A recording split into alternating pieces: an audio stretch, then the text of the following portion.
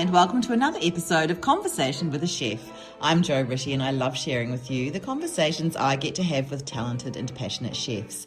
It's the backstory, if you will, to the food they're putting up. I begin today by acknowledging the Wurundjeri Woiwurrung people of the Kulin Nation, traditional custodians of the unceded land where this conversation takes place, and I pay my respects to their elders past, present and emerging. Billy Crombie and her husband Max Mohammed Kamil Hassan don't run a typical regional restaurant. At Babajis Kerala kitchen, set in a restored 1936 cabaret hall on the edge of Warburton in Victoria's Yarra Valley, they've built something closer to a cultural bridge, and for many Southern Indians, a portal back home. In this conversation, Billy talks through everything, from the ritual of pouring a steaming davara coffee and the pull of nostalgia, the familiar feel of Kerala recreated in the hills, and the importance of community. She reflects on the challenge of staying fiercely authentic in a market that doesn't always understand South Indian food, the unlikely journey from a market stall to a destination restaurant people will drive hours to reach, and the deeply personal mix of place, identity and community that underpins everything Babajis has become. It's so great having the fire outside as well. It's lovely. Beautiful. Oh, that would entice people in. Yeah, it does. And, and we're like really dog friendly, so which again, yeah. Do you have raw bones? Free raw bones? Yeah, we do. That's amazing. Yeah, that's cool. It's not hard, is it? Yeah, no, it's good. It's not hard. When we go to a butcher, we're like, yeah, thank you. I'll have some dog bones, please. You know, it's not hard, and because I call us Melbourne's only dog friendly Indian restaurant. Which is unusual because a lot of Indians are very scared of dogs. Oh, is it right? Yeah. So there's all this stuff, there's all these idiosyncrasies that go on at Babajis that I often reflect on. I'm like, yeah, that's why they think we're weird. Like, you know, from both sides. So yeah. Anyway, this is a South Indian coffee. This is a davara. This is called a davara. It's hot. It's intentional. This is a davara, and what happens is the Indians, they will pour this directly into this, and back to get it to the temperature that they want and to aerate it. Wow! And underneath it, it's got so the beans for this are grown in South India. It's roasted here in Melbourne by Kapi, who is a little South Indian roaster in Coburg, and. And then we brew it. Yeah. So they give us, I guess you'd call it a cold drip. Yeah. But I saw this. I wish I'd got it on. I wish I'd filmed it. That great pouring. Yeah. And perfect. Yeah. Like perfect. She was amazing. Your pouring of the coffee was great. Your coffee. I wish I'd filmed it. You should be doing it more. So that's and it's got carob underneath it. That taste, it's carob underneath it. Okay. So it's really nice. Yeah, I think it's a hang up from. I mean, I'm not an expert. I know a bit, but I'm not an expert. And I think it's a hang up from like, you know, those war times when we needed to have carob to subsidise it, you know. Yeah. And the South Indians kept that in their coffee. Yeah. So yeah, it's quite nice. And the Parley G. Yeah. Is their childhood biscuit. Wow. So that's the equivalent of, like, if you're English, a penguin. Like a penguin biscuit, or do you know what I mean? Like, no, you're Kiwi, aren't you? You're Kiwi. What is it the equivalent of? You know, when you're like travelling through the middle of Africa and something gives you a Tim Tam? Yeah, that's right. Oh my gosh. I don't like Tim Tams, but I do now. Yeah, that's right. It's a taste of home. It's a taste of home. Sure. So this is such a silly, it's just a simple thing. And it's just their childhood, so it's not. Yeah. And are they easy to get? Yeah. Oh, Indian grocer, not the supermarket, but yeah. So, and I think that's one of the things is,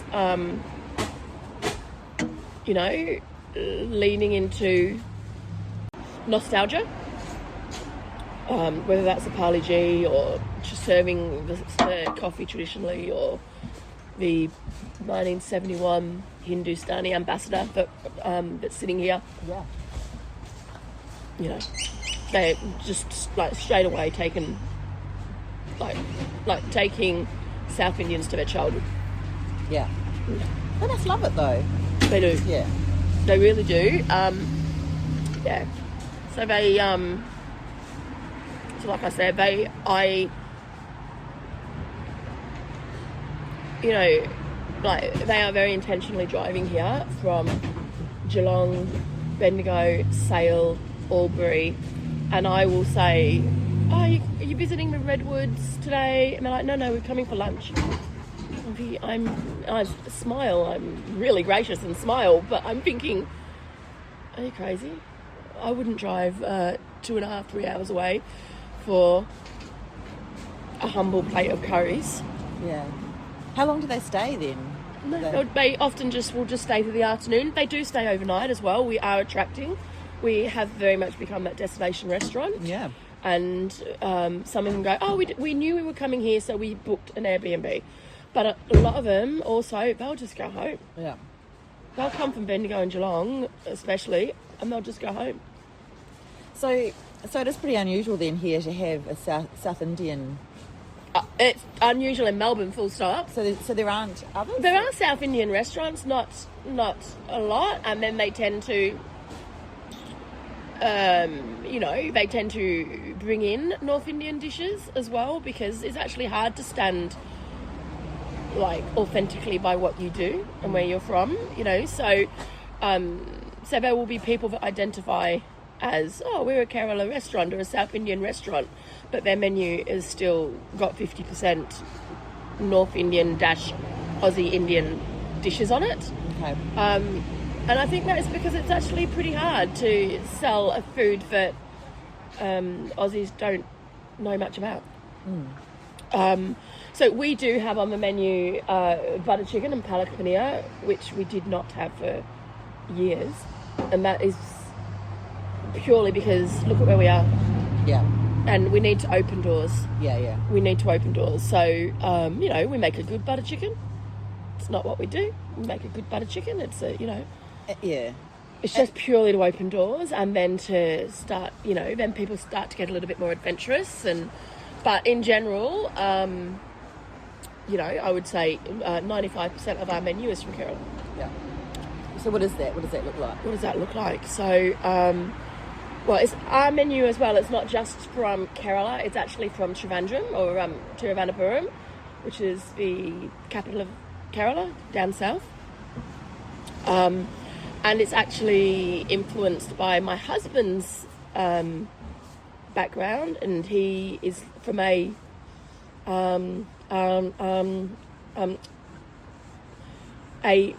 Muslim fisherman background. It's really important to differentiate that, because Judan, for example, who's our head chef here, he's from a place called Kottayam, which is a Syro-Malabar Christian community, and the food has similarities, but it also has big differences and big difference in dishes. So when we just really talk broadly about what South Indian food is, it's got a much heavier reliance on lentils, coconut, mustard seeds, curry leaves. So that's why you get things like dosa. Yeah. So the pancakes that are made out of the fermented lentils and rice. Uttapam, idli, they're all made out of the same thing. Idli's steamed rice cakes. Uttapam, I tell Aussies it's a bit like a pizza. It's not, but it looks like a bit like a pizza. It's made out of the same as dosa, and you'd have you know, red pepper, red onion through it, and you dip it into your dal and your coconut chutney. Whereas North India in general is all about tomato cream, butter. Most of the curry bases are similar, and I do need to preface this by saying I am not an expert. I know a bit, but I'm not an expert, and so many of the North Indian dishes that we see being sold in restaurants here, so not necessarily talking about at home, but what we see in restaurants, they're all the same base, and they're heavier. Yeah. Whereas South Indian dishes, there's a lot more diversity in it. So there are things like stir fries, which would be like torrens, or mediku is another stir fry that Kerala has, and then they'll have we might describe it as a curry. It is not a curry. Something like a Babajis, which is a beetroot yogurt dish. So there's a lot more going on with the textures and the flavours, and then there is, what we know as Indian food. Because there is a lot going on in North Indian kitchens at home. Yes. At home. Yeah. In their restaurants, it's like, oh no, we need to sell what the Aussies want. Yeah. And I understand it's hard to sell. Yeah, right. It's hard to help Australians understand, and and add on another layer to us. It's hard to do that in a regional town that is not used to Indian food at all. Whatever, 4 pizza restaurants up here. Yes. There's a reason for that. Yeah. And it's hard to stick to, what you do. Yeah. When you need to look after your staff, and it's hard to do that. But it's a long game, and yeah. And so, and going back a bit to my husband's cuisine. Yeah, so he's from the bottom of Kerala. So Kerala is on the western side of India, at the bottom, towards Europe. And it's very tropical. It's not crazy India that a lot of Aussies might be led to believe. It's very reliant on nature. Nature is very important to them. It's very abundant with mountains and rivers, and it is Kerala. They describe Kerala as God's own country. It is. Wow. It's stunning, and I guess it's more like what you might experience in Bali. Oh, okay. It's Right. more like that, but less chaotic than Bali is right now. Yeah. So, so coming back to here, Babajis Warby and Babajis in Belgrave, when they come up here, it feels like Kerala, a bit colder. Although not so much Warburton, because if you go up to the mountains of Munnar in Kerala, up in the Western Ghats, there are mountains, there are rivers, it snows up there. Warburton feels like Kerala, and it's like a hill station. So in colonial times, when the masters and the madams would, travel, it was too hot on the coast, they would go up to the mountains. Okay. So that is, so it's like a hill station. Yeah. And this building as well is a 1936 cabaret building. Oh, I was going to ask you what it was. It's got quite a bit of history, and it's very special to a lot of people in Warby. And so it's got that 30s vibe. Yeah, so what is that? What is a cabaret? What does that mean? Yeah, so Warburton has gone through so many changes, and is currently going through quite a change. So back in the day, it was a honeymoon venue. Oh. So like early 1920s, 1930s, 1940s, the steam train would come from Lilydale, and it would come up. So just across from a restaurant here, this is the Warburton Lilydale Rail Trail. That was a steam train. It would bring people. It was a tourist destination, and it would bring people on the steam train. They would stay at some of the beautiful guest houses that are up here. They'd stay at the Alpine up here, the beautiful Bluestone pub, and then they would come and dance here. This was a dancing venue, basically. Wow. They built in 1936, and it's gone through many. Also, like Warburton, it's gone through lots of different reiterations. It hasn't been an Indian restaurant, but and yeah.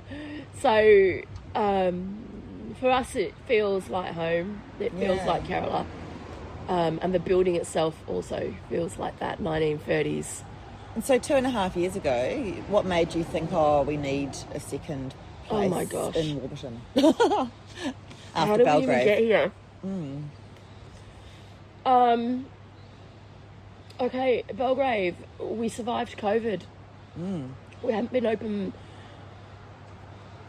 Going right back, we started as like at the Belgrave market and at the Upper Fenchurch Gully market with one tava, so an Indian hot plate, and a Bunnings marquee, and about $100. No idea what we were doing. Max came out to Australia. I lived in India with him for some time. I met him in India. And he, you know, even though he'd ran a restaurant in Kerala, you know, classic immigrant story, his skills weren't valued here. His English was pretty average. His skills weren't valued. He's totally self-taught. Worked in restaurants, cafes around the southeast. Wasn't paid correctly. You know, all those, and I think from going from leading a team in India and then coming here to going like a game of snakes and ladders, right back down, it was pretty tough for him to do that, and he wasn't okay. Yeah.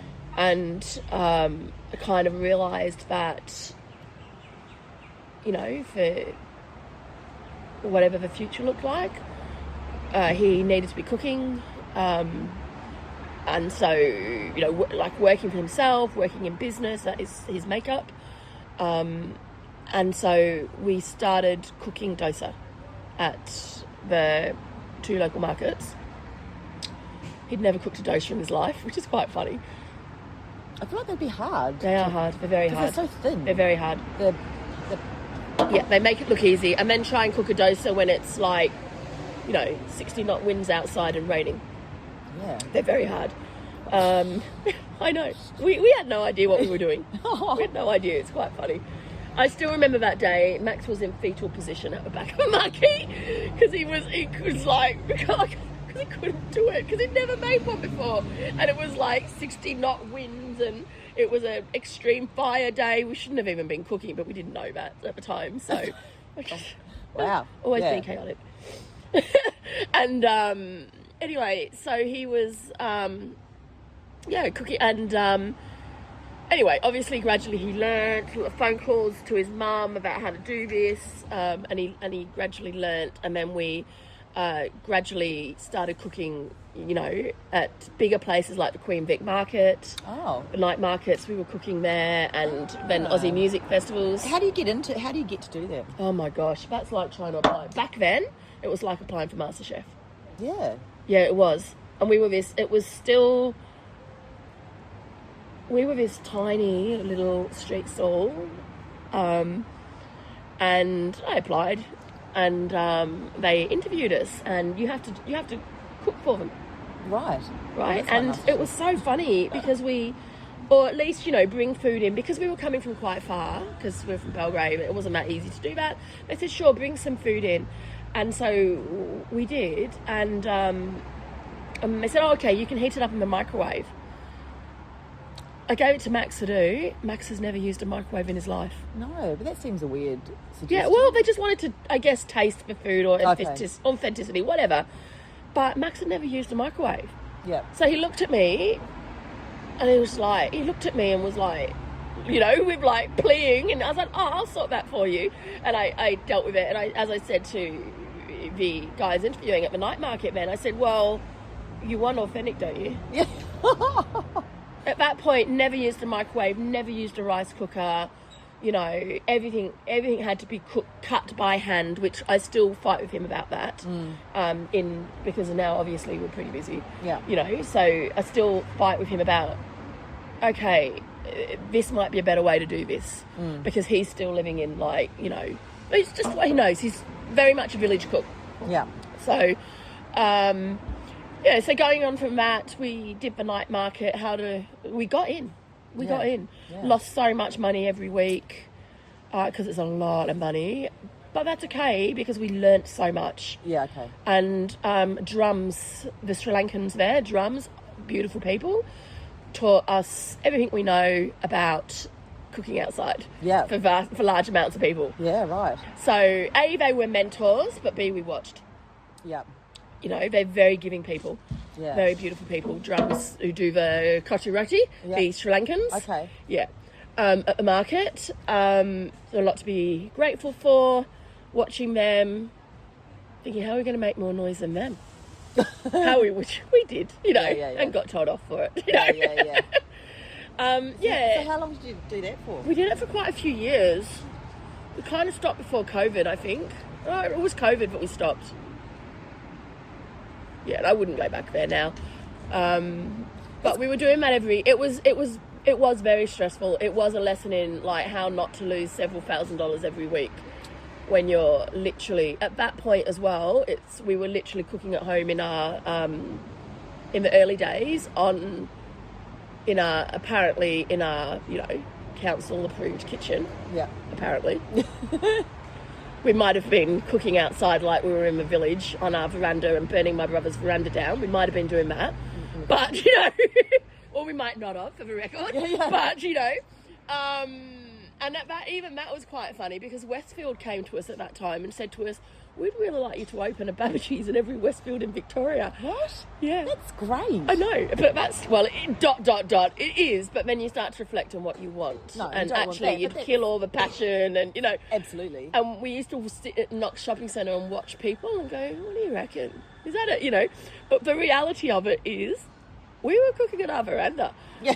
Like, okay, totally not legal, but, that's where we were at that time. We were babies. What we were doing. And did you have other jobs at that time as well?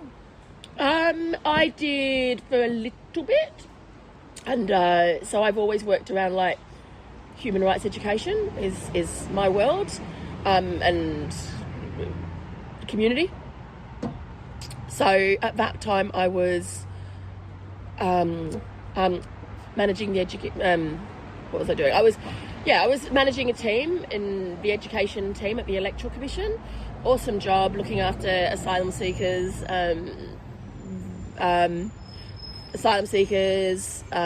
prisoners, Indigenous communities. Had a team that worked for me. Really great job.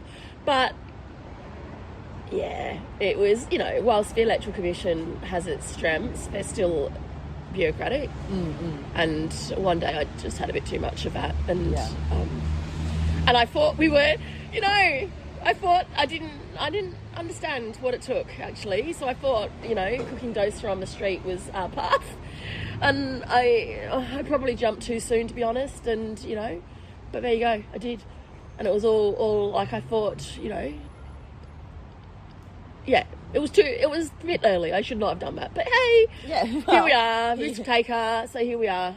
And then we started cooking at like the music festivals like Golden Plains and, various other. So we were very much moving in that music festival circuit, and Vic Market circuit is what we were moving in. When we opened our first takeaway shop in Belgrave, we always knew we were going to be in the hills. We still hadn't told people we were South Indian. Which just doesn't it's a bit curious, and I guess Australia doesn't actually know, and a lot of Aussies do not understand much about Indian food. And so going back, even our name, I'll explain for this, our name is not South Indian, and it's confusing. Yeah. So the name Babaji is actually more aligned to North India. Okay. And the name Babaji at the time, there's a bit of a lesson in branding for this, is like, at the time it was just a cute name that like hippies like me would like, Yeah. It was like, oh, that's a cute name. That's catchy. And so we went with this name. We were Babaji's Kitchen. And then when we opened Babaji's Belgrave, it was a takeaway shop at first. These North Indians would come in, expecting much more North Indian flavours, not get that. Yeah. And just ultimately leave us 1-star reviews everywhere. Oh. The South Indians didn't trust us. Oh, because of the name? Yeah, because of the name. Oh, no. Yeah. The name was just not... Yeah. Yeah, right. And, and so... so again, we just weren't hitting the mark where we needed to. So then we started leaning into South India. So then we were Babaji's Kitchen, South Indian street food, and even street food, because at that time that was kind of, where that, there was a lot of excitement around street food, and that went with our festival roots. But actually we're not, whilst we do have street food, that's not actually what we're about. And that also wasn't really doing justice. And And then one day we kind of realised that we really needed Kerala to strongly feature in there. So then but we can't change the name, it's too late. We are too well known amongst the Aussie community, especially in the Dandenong Ranges and the music festival world. We're too well known, so you can't be, changing that. So hence becoming Babajis Kerala Kitchen. I know. Good morning, cookies. It's a late start for them. Yes. That is pretty late, isn't it? Yeah, so hence becoming Babajis Kerala Kitchen. And that's when we started finding our people. Yeah. That's when people started understanding us. Yes. It's just a lesson. Yeah. It's just a lesson. And I'm a school teacher. That's my background is education and secondary school teaching. And, so you just, sometimes when you look back and you're like, yeah, I think I have a good understanding of people and culture, and I've lived in lots of countries, so that all helps. Yeah. But I'm like, you could have made your life a lot easier, Billy, if you just, boom, gone like that at the start. But maybe not. Like, we're in a place as well. We always chose to cook in my home place, which is the Dandenong Ranges. We are, like, when Max first came out to Australia, I thought he might want to go and live over in Footscray, like somewhere a lot more culturally diverse. And so he spent some time in the hills, and then he was desperately unhappy for at least 5 years. Max was. And then at one point, I was like, okay, all right, you understand a little bit more now. Shall we think about where we want to live back in Australia? So do you want to go and live in, Footscray? He's like, why would I do that? There's no life. Yeah. So, whereas for Carolans, I shouldn't say the word Carolyn, that's very white of me, because they don't say Carolyn. They will say, I stutter on it, Malayalis. So there's no such word as a Carolyn. It's a very white way of me using the word. If you're from Kerala, you're a Carolyn. No, you're not. I do stutter on M's, so, we're just going to put up with Carolyns. Sorry, yeah. Carolyns. Anyway, all those cultural nuances. Yeah. So he likes living in the Yes, hills, because nature is so important to people from Kerala. Okay. Whether it is the coast, like he is from the coast, he is from a place called Vakla. The best way I can describe that is, if it's on the Arabian Ocean. There's a beautiful cliff top that runs across the Arabian Ocean and runs alongside the ocean. It's absolutely beautiful. And he used to have a restaurant that was on that cliff top overlooking the ocean. So he'd just sit there all day, frustrating to me, and just watch dolphins jump. Because he was an Indian boss, you wouldn't even know that jobs were getting done. Yeah. Just by things that I've not even noticed in his eyes. To people I now know. Wow. You wouldn't even know. And I actually so naively, about a month later, I said to one of his staff, didn't know they were his staff, I said, who's the boss here? And they looked at me like I was a total idiot, which I am. And they were like, it's your future husband. So how did you meet? That's so romantic. So were you travelling, and were you? Yeah, I was teaching in the UK at the time. Okay. So I grew up in the hills. I am from the UK. I came out here when I was a kid. Okay. Grew up in the hills. I'd lived in lots of countries. I had lived in South Africa for some time, which I will credit with probably why Babajis is here. Okay. 1992, when apartheid was dismantling. I went on a Rotary exchange. I didn't want to go to Sweden or America. I wanted to go to South Africa. And so I don't know where this drive comes from, but and so I went to South Africa in a time when the country was it felt like on the brink of civil war, because it was a time where the yes/no vote was going on as to whether or not Africans, African South Africans should be allowed to vote. It was a really fascinating time to be there. First year that African students were allowed to go to what were white schools. So I lived in South Africa for about 3 years. So influential on me as a person. And then I lived in Papua New Guinea for a few years. Wow. Working at one of the universities up there, doing work around HIV/AIDS education. And then I'm trained as a secondary educator in, I guess, like politics, human rights, that sort of world. And then I went to the UK and I taught, I got very involved in a subject called citizenship and started working on the national curriculum around that. And at that point I can holiday because England, teachers can have holidays. They always have holidays, don't they? And I'm laughing because you're a teacher. Yeah. I mean, we basically work part-time, you know. You work part-time, mate. Finishes at 3:30, what is that? But in the UK in particular, they have half term. Yeah, okay. Every 6 weeks is a half term.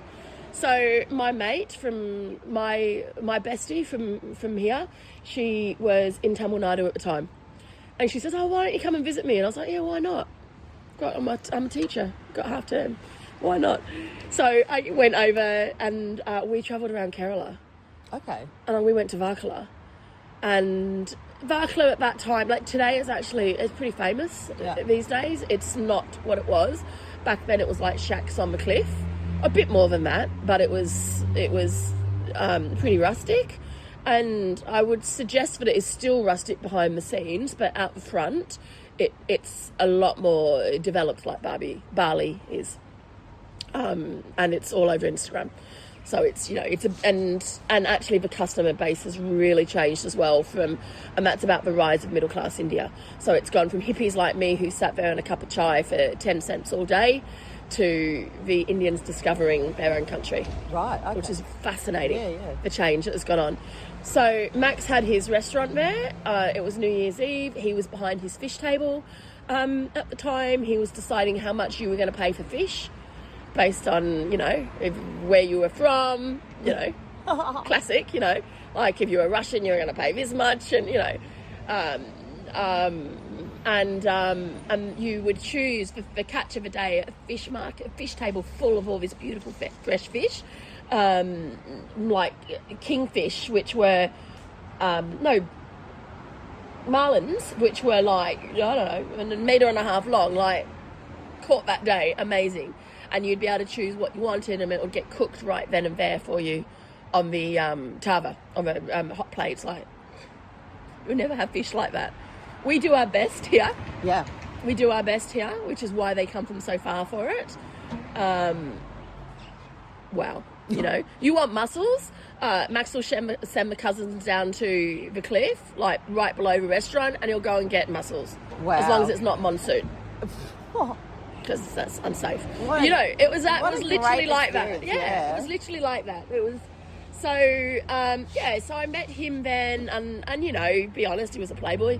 I didn't realise that because I must have been so naive. Anyway, did my time, went back to the UK teaching again, and then next half term came, and then his cousins were like, "You got a problem." Basically, how it worked. I just knew that was going to happen. Yeah. I just knew. That was... his English was not actually that great. I didn't actually understand quite as much as that until he came to Australia, to be honest. It was just how it was meant. It was just the 2 times I felt a really strong sense of destiny. It was that time. Yes. And this is I'm actually less of a hippie these days than I was. It was that time, and I remember being in the ocean the next day and telling my friend, he's my future. Wow. I knew that. And this restaurant that we're here at in Warburton, and I had a moment with this restaurant where when I understood that this space was available, I wanted to be sick because I knew that this was here and I wasn't looking. It was put in front of me. So going back to that, we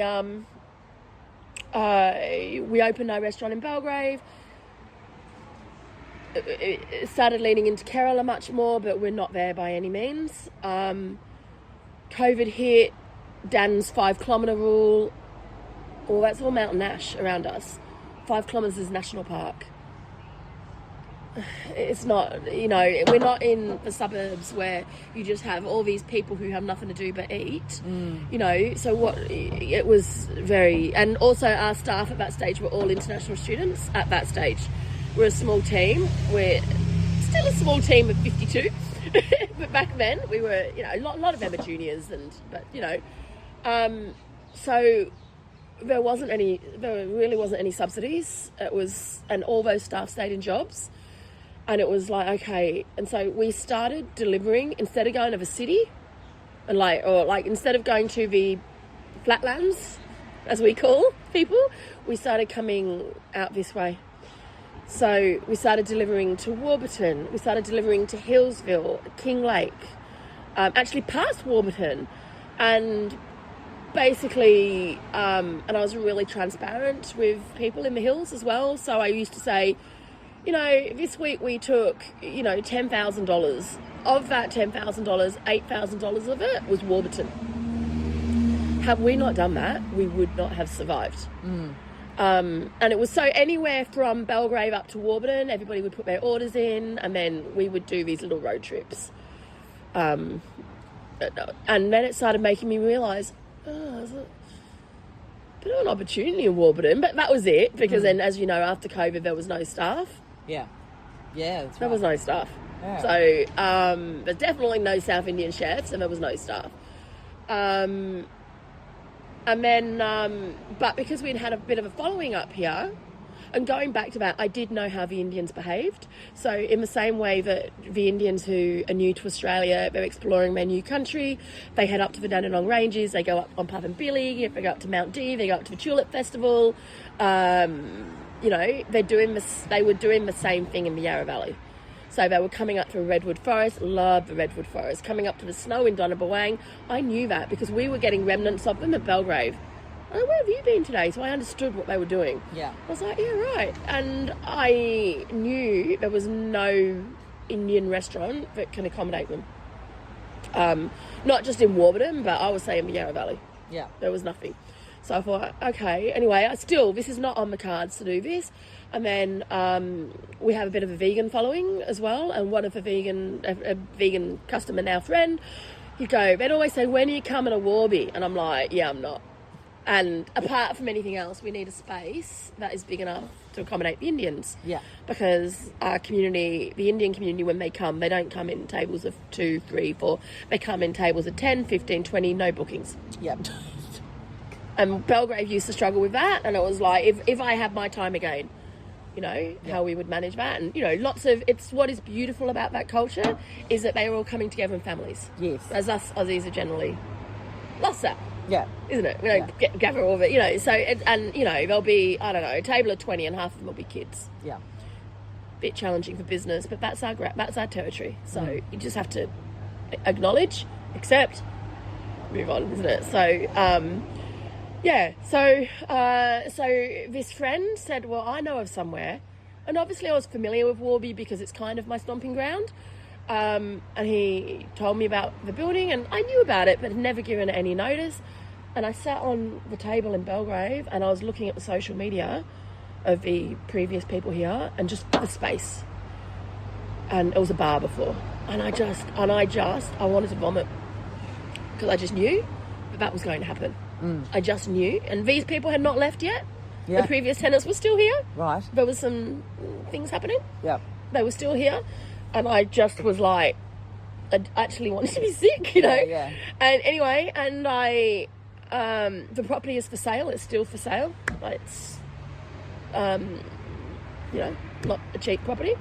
And I understood that these old people were vacating.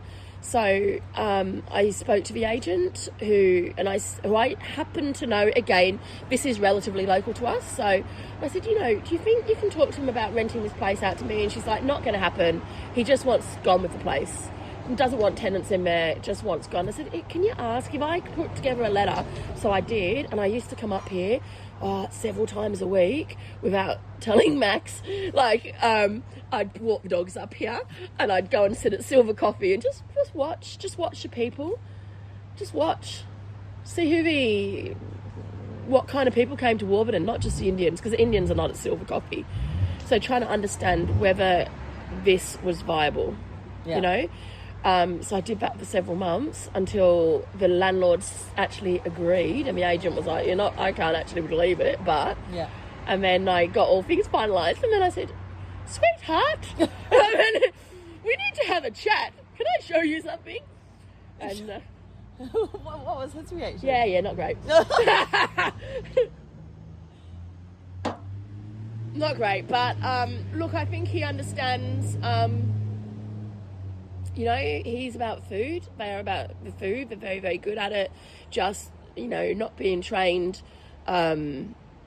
Absolutely. Yeah, you get him talking in his language about his food. Oh my gosh, lights up. Yeah. I'm more than happy for Jitten to come and talk to you a little bit as well. And Jitten's English is perfect, but it's still not language, is it? He's not like if you spoke to him in language, they would literally be you'd sense that, Yeah, that's right. Whereas so they're all about that, sharing their food, and I think he kind of understood that, I was seeing a gap in tourism up here. I have a good understanding of different cultures and the locals up here. I say maybe because ... get it wrong sometimes, or do I?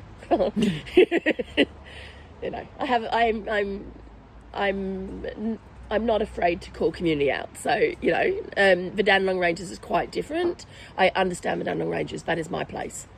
The hills, the Warburton here, there's some differences up here.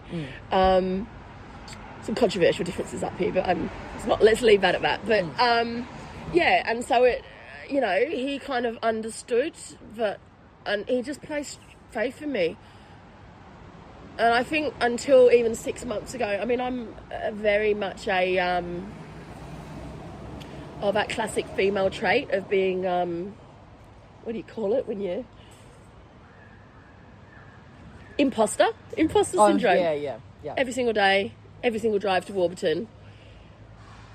Yeah. Totally. And I just try and fight those, battle that. I do every day, battle that. And I have had my moments when it's been pretty rough, or when the latest the stuff to do with Iran war has gone on, and I've sat down with Max and I've been like, I'm so sorry that I put us in this situation. Like, I've had my moments of, because everything's become I'm more so sorry. expensive. This is so because everything is at stake. Our house is at stake. Yeah. Everything is at stake. I employ 54 staff. 8 of them are No, 6 of them are, I think about 6, I don't know, are sponsored chefs with children in this country. Yeah. So you start to realise the responsibility, and I take that responsibility. Yeah. I have brought these people out here and their families as a result of that. That is my responsibility. Yes. So I probably hold that a bit too much. Yeah. So, I do also go, this is business, and they know that, and they do know that, and also culturally they do know that. But me as a human, I carry that. Yeah. So I just, was feeling, because we've also always worked from a place of scarcity, always, since day one of Babajis. And we've also always worked from a place of just challenge, not just like economic scarcity, and challenge, whether that is starting at the markets with $100, COVID happening, what's the next, storms in the hills, storm of the century or whatever was happening. Do you have a few power outages? Oh my gosh, yes. The threat of bushfires in Warburton. Yeah. And now, the cost of living, I'm like, the Iran war, we've always operated in that space. Yeah. There has never been stable. Yeah. So, and I feel, but I also, my husband comes from that space. He comes from poverty. And I come from a very dysfunctional,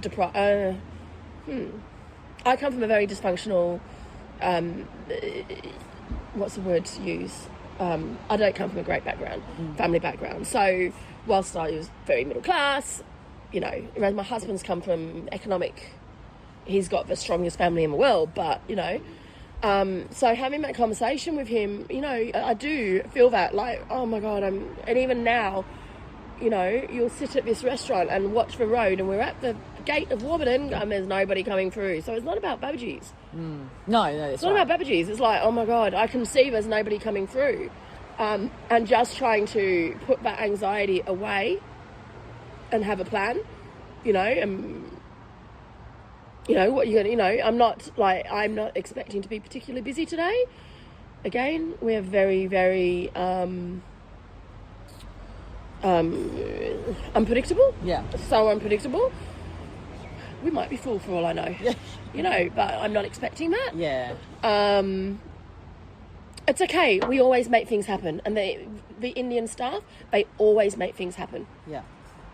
So, and I remember, like, with Max, he is just, like, he's actually a very positive thinker at the right time. When I'm like, I'm so sorry I've done this. We're going to lose everything, car, house, you know. I've left a government job too, you know. I'm so sorry I've done this. He's like, what are you doing? Yeah. Look at what we've created. Look at what you've created. Look at what we are doing. Yes. What are you doing? Stop it. Yeah. Very normal, very female, Yeah. very, you know, somebody who doesn't have a lot of support behind them. Yeah. Yeah. And no investors and all that stuff. It's no, amazing. just, you know. It's amazing, yeah. So it's crazy. Yeah. Yeah. And tell me about the pay it forward. Oh, well, I always believed, I think because, you know, my challenging family, I think, like, community is my family. I think why, you know, because we are Babajis is very community-centred, and I always think the answer is in community. The answer is in community when you've got a problem. And that community is in the suburbs as well. It is not about being in Belgrave, which is a very strong community-centred place, like no other. Or it's not about, you know, being in a small town like Warburton. It's not. There is community in your local suburb, whether that is your local primary school that's right next to you. That is a community. How can you work with them? Where is the answer within them? So I've always lent into that, and I think, you know, I guess, like, we do quite a lot for community here, and so we do things like we have community days where we give 10% of our sales to a local community group. No questions asked. No tax deduction and all that bullshit. None of that. Just, this day's for you. So we do what we do. So, you know, basically, you know, in most cases, they'll bring their people. You know, it'll turn a $2,000 day into a $5,000 day. Fine. Yeah. Sometimes it doesn't. I don't really mind. Yeah. It's totally about us. We are a part of this community, this South Indian restaurant in very monocultural towns. We're a part of this community as much as the coffee shop is. Yeah. And that is unusual for an Indian restaurant to be so much a part of their community. So, you know, those community days, last week we had one here at Warby for the Yarra Rangers Film Society. That was great. Yeah.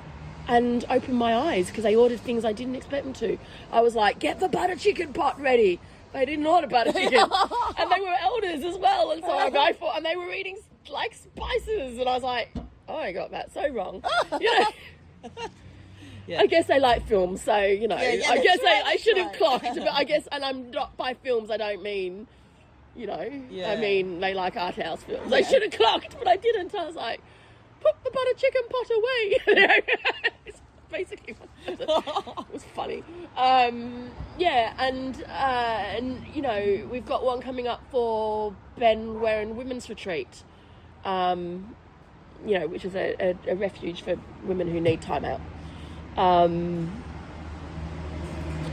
Which has some relevance to me, I guess, and not from my current situation. I need time out from him as well, my husband, but, you know, just childhood. Yeah. So, yeah, and then there are things like I think the storms in the hills, which Melbourne had no idea how serious they were. And so I live in Mombolk, which was hit by the storms that were in Caloram and Mount Dandenong. it was hit by the storms pretty badly. Our restaurant the Belgrave restaurant is in Belgrave, 10 minutes away. Yeah. In Belgrave, you would not have known there was a storm. Wow. You know, the Callista Belgrave Road, full of tall mountain ashes. You know, every time you drive up there, you're like, oh, I wonder if today's my day. You know, nothing. You would not have known there was a storm there. But up in Mumbolk and going up further, Mount D, Kalorama, it was like a war zone up there. And Melbourne had no idea how bad it was. Absolutely no idea. And we lost the power, I think, in the middle of winter for about, 6 weeks. It was at least 6 weeks. Wow. Some places 8 weeks, you know. People still haven't had their houses rebuilt as a result of that. And it was very, but after, because I was in Mumbolk, so I didn't have power for that time. And at first I was like, oh, it's okay. I don't mind not having power. I'm used to it. Living in Papua New Guinea, living in South Africa, I'm used to it. Living in India, I'm used to it. But it was the middle of winter, and after a while, I was like, no, it's actually fucking freezing. I've had enough, you know. But I kind of, at that time, once I got over the trauma of what had happened, I was like, we need to help. So, and it was just after COVID. And so I went, okay, we're going up the mountain, and we are going to cook 500 serves of butter chicken for everybody, because that's what they want. It's comfort food. Or vegan dal or whatever. We're going to do that every week until the power comes back. Wow. And so I put that out there in the universe, and then I was like, shit, what have you done? You have no money. You've just survived COVID. You have no money. What have you done? Anyway, I'm using social media. I put it out on social media to say, this is what we're doing. And before I knew it, the whole thing was donated. People were just ringing in donations. So and our staff got paid as well, which they were, you know, going to do it voluntarily and whatnot. Everybody got paid to do that. And we did it, I can't remember, it was probably for about 4 weeks or 5 weeks. And we kept to our commitment. Wow. And we did that, you know, every week. And now, like, you know, we cook up at the Kalorama Chestnut Festival every year. I don't know, maybe Australia's only chestnut curry up there. We always do it up there for them. And, like, it's like going home. Yeah. It's like going home. That is community. And so the answer is always in community.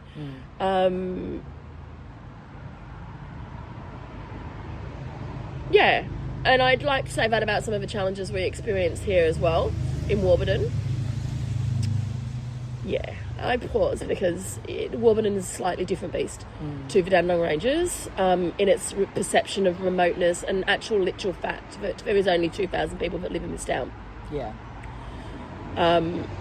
Whereas, you know, Belgrave and the catchment of Belgrave, yeah, like if we're all struggling out there, Belgrave's not Fitzroy. It struggles a lot more than some of those areas. But we will still pull people who come from dinner from Doncaster, Glen Waverley, Crombie, and they'll come for dinner on a weeknight, whereas, you know, if the price of fuel goes as it is, they're not necessarily going to drive to Warburton. No. And there is nobody here. So you are like, okay, let's not dwell too much on that anxiety, Billy, just, you know. Yeah. So I'm still in the space of what's coming, but also very reflective of all those things that we have, you know, without, it sounds like complacent, blasé, but it's like, yeah, we dealt with worse. And we're a lot further along and have a lot stronger relationships, and we have a really strong team, really strong, caring, loyal team. And the Indians always make shit happen. So, okay. Hold that thought and move forward, you know. Yeah. That's what that's what, you know, that's what we try to do. I try to do. Yeah, who knows what is coming and what is, you know. And I think just, you know, continue to be authentically you.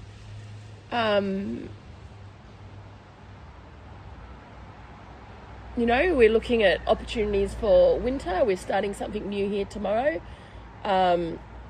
which is called, I've forgotten the full Kerala name, should know, but Pulachadu. Yeah. So I know that. So Pulachadu is, we'll talk more about food if you want as well, because you're here for. Pulachadu is fresh fish, cooked in this case, it's cooked in like shallots, red onion. Jitten's going to come and talk to you about this, I think. But basically, and then it's wrapped in banana leaf and it's steamed. Okay. So so over summer we did a live fish cart every Sunday, where we had we literally would go to the market that day, and get all, we don't use frozen fish, we don't cut corners, whether it's using, shallots and red onions instead of white onions, we don't use, ginger paste and garlic paste and all those things. We don't use frozen products in 90% of the cases. We use the vegetables that you would use in Kerala when we can. So winter melon, taro, snake beans, when we can. We use these kinds of vegetables. Of course with potato and carrot, but and beans. There are ways you can cut corners in Indian food to make it a lot cheaper, because it is a pretty costly product to make. But we don't do that. Yeah. And I think that probably speaks in food. Yeah. So going back then, we were doing a fresh fish cart. Max would go to the market. He'd like a kid in a candy shop, I'd like him to be about half an hour. He'd take about 2 hours. Yeah. Oh my gosh, so frustrating. Anyway, so frustrating. Anyway, that's, you just, again, acceptance. Wobble of the head. Just acceptance. It's just, that's the space we move in. You just have to accept that is the space you move in. So anyway, and then, he would marinate all that in, different Kerala spices, and then they would come and they'd be able to choose the fish that they wanted on the fish cart, and we serve it with kalu or a toddy, not of the Scottish kind. So in a beautiful clay pot, and toddy is a fermented coconut drink, and it's actually tapped in a coconut palm. Wow. And it tastes, to an Aussie, it would taste like alcoholic kombucha. Yeah. It's not, but it's got that vibe to it, and like toddy and the fresh fish, Wow. cooked in front of them. Yeah. That is life. Mate. And their beef fry as well, and their Kerala parota bread. That is life. That is what they want. That is what they drive, 3-4 hours for, to come up here and get. So we've had to stop that now for the moment, because it's too cold up in Warby, and we literally cook it in a restaurant and leave the doors open. It's about to probably snow up here. But from tomorrow we're going to be doing this polachadu. So we're going to be steaming these banana leaf. Oh, okay. I don't know how this is going to work. Oh. We'll work this all out tomorrow, as we always do, on the spot. The night market to in here, how's this going to work? Because the Indians always make things happen. So, So, Max is in India, so I can't argue with him. So it's great. Me and Jitten can just get on with it and do it. And then, this is all timed perfectly. Yeah. And so we're going to be doing that. So we're not really promoting it yet until we understand it, which will be tomorrow. And then we'll start promoting it. Aussies don't understand it. And on those days we are absolutely full with South Indians. Yeah. The odd Aussie foodie might be here, but oh my gosh, they're not understanding what they're missing out on. Yeah. Around here. Yeah. Maybe if we were in the city, it would be very different. Yeah. But around here, they're probably still ordering butter chicken takeaway. Yeah. Not always. It's not totally true, but yeah. So it's managing two different cultures like that, and it's got its. But I think ultimately, leaning into your point of difference, and helping the Aussies to understand that, and that's where it's at. That's what's working, and it is working. Yeah. Even with bloody whatever Trump can throw at us next, it's working. Yeah. So, wow. Do you want to know about Trivandrum food? Because we didn't really talk about that. Do you want to go back? And and so, going back to that, because we've just gone on a circle. I'm worse than bloody Marrow for independent. No. He was like on par. And I'm not a chef. I understand that passion, you know. I guess. No, I was totally entertained by him. By the way, I was entertained by him. It was great. Yeah. I was like, yeah, right. It made me reflect. Yeah, right. And I was already thinking about what I would do if I was at the Independent, which is like, you're not at the Independent, Billy. You should just think about Babajis. How about that?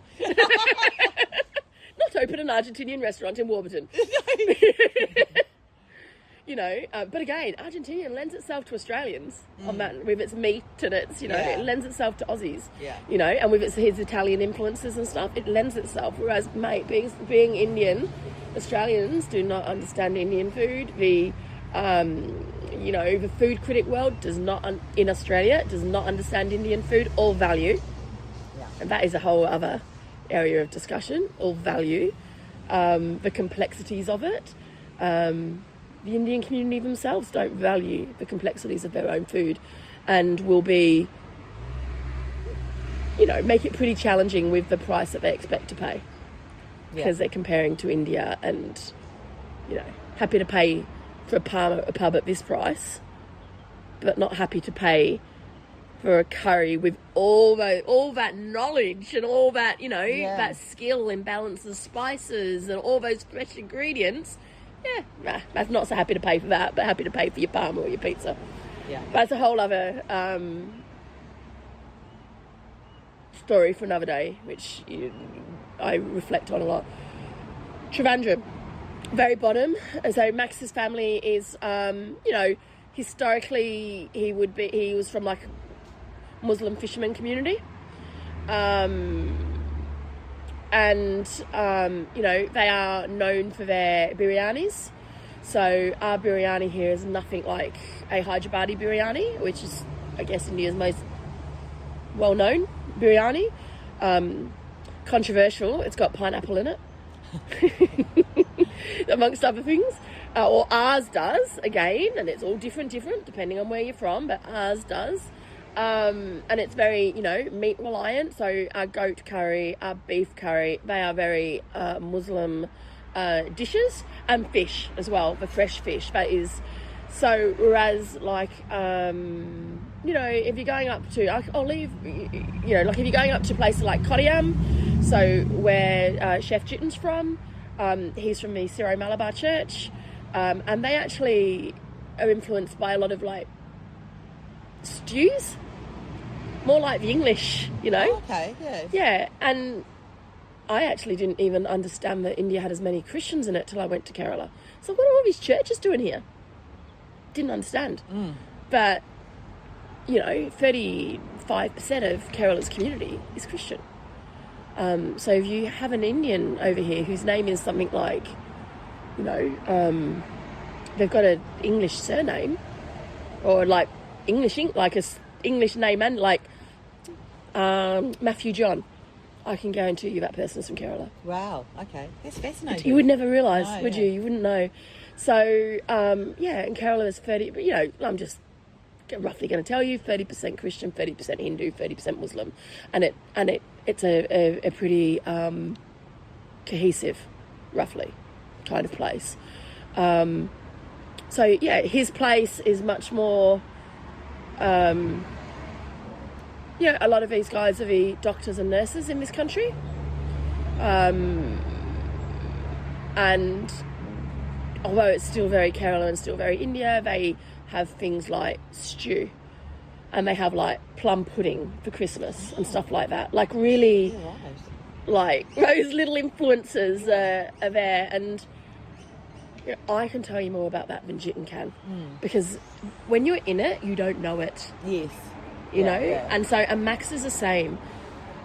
He doesn't know, doesn't necessarily understand that is his food, or I've learnt from conversations I've had with customers, they don't mean to share, I'm listening to them and I'm like, yeah, right. Having a bit more research, I've really started to understand that our food is not just South Indian, it's not just Kerala, it is not just Trivandrum, it is very influenced by the Muslim fisher fishermen. So food. So when we get reviews where people are like, this isn't Caroline food, I'm like, you reckon? Because it is. It's not your Caroline food from where you're from. And even if you're from like Calicut, up on the north coast of Kerala, again, they have a totally different biryani. Yeah. Totally different. So, yeah, it's really interesting. We would not know any of this. Aussies would not know any of these like nuances that are going on. You know, read Google reviews and see, you know, North Indians give us 1 stars. You know, Aussies wouldn't even know by the surname if that was a North Indian. And they're entitled to do that, but there's a pretty good chance that they're not familiar with the food that they're eating. Yeah. You know, so, you know, it's very, It's interesting, isn't it? It's So many challenges, and then I just love your I love your spirit. But spirit. Yeah. Have I got any left?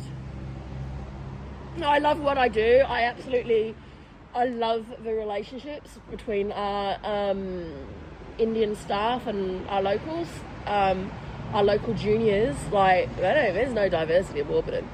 I don't know anybody Muslim or Hindu or Indian or, you know, they don't know that Indians are terrified of dogs. Yeah. You know, all those nuances, seeing these young people up here, not just learn that stuff, but become like buddies. We're a very close team.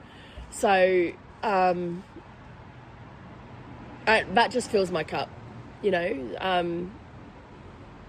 And seeing this Indian business be a part of this community, Belgrave and Warburton, which is pretty unusual. That fills my cup. That's Babajis to me. Yeah. And then the boys do what they do, and they do it really, really well. And and they don't cut corners, and they just cook from. There's, you know, my gosh. I've been like, really kind of got, well, they're not recipes, but there's some sort of documentation of what we're doing at the moment. And it has taken me well, what are we now? We're quite a few years old. Max absolutely refused to do it. Probably overwhelmed by it, you know, absolutely no different to most little Indian restaurant owners. Have no idea how to do costing of goods and all that sort of stuff. But you know, we've now done all our costing of goods. I know exactly how much that beef fry is in front of you. So have you explained to me that, and again, and this is how I educate people on socials and on reviews. If you say to us, you know, that lamb curry, it's, you know, gosh, you know, it was so expensive, blah, blah, blah. I will tell you exactly how much that lamb curry cost us to make. Yeah. On the review answer. Yeah. And actually that lamb curry that is $25 should be $33, but it's not. Yeah. Because we know that you'll buy rice. You know what I mean? You'll buy something, but we'll knock that back. You know what I mean? So I feel, and, you know, Aussies can be like that again about Indian food. So again, there's that kind of, well, there is, you know, it's that whole colonial, what food we value. Going on in there, but the Indians obviously do it themselves as well, so they'll say that as well, and I'll be like, again, beef fry. All right, no, like beef fry here is actually one of our most expensive dishes to make, and a beef fry, it's not like take beef and put it in deep fryer. It's not that. Who wants that? I guess the closest would be like a beef rendang. Okay. Like it's a dry beef curry. So it's actually large, you know, quite chunky pieces of beef, but have been cooking for so slowly, and all those different spices and, you know, fresh coconut. But, you know, it becomes, tough is a bad word to describe it, but it's supposed to be a dry curry that you then eat with your nice flaky pagoda bread. Because it obviously shrinks, and people go, oh, you know, it's expensive, because it's like, no, that is the most expensive thing we make. Yeah. You know, so again, explaining to the Indians, no, that is the price of us back to us. In this, you know, and I will say, in this country, this is how hospitality works, and in a business that makes sure, you know, in a business that pays its staff correctly, because let's be honest, not everybody in hospo does, not just Indian restaurants. Yeah. Yeah, this is the price you pay. And I will literally tell people on our reviews, if you are paying a cheaper price, somebody's being exploited. I literally say that. Yeah. Now it's your decision where you spend your money. Yeah. Yeah. So, it's much bigger, it's much, it's challenging. Our Indian community is challenging. It is both beautiful and challenging. I mean, our Aussie community as well, their expectations and understanding. And then let's just go to Warburton, even more challenging. Billy, I don't know. Where's the next one going to be? Cool. Oh, mate. We have got plans. We do have plans, but we definitely need to understand. I'm not in any position to do that at the moment, but we do have plans, and we need to understand. We need some stable. Is stable ever coming? Will we ever experience that? Will hospitality ever experience that again? Jury's out, isn't it? But anyway,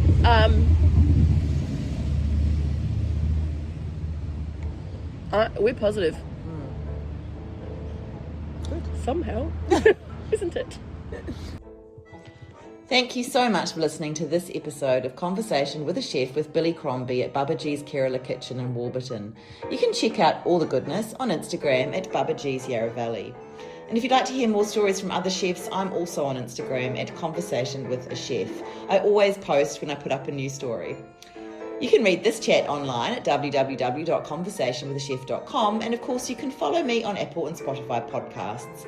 I would absolutely love it if you told a friend about my chats. I still think it's the best way to get these delicious stories out into the world.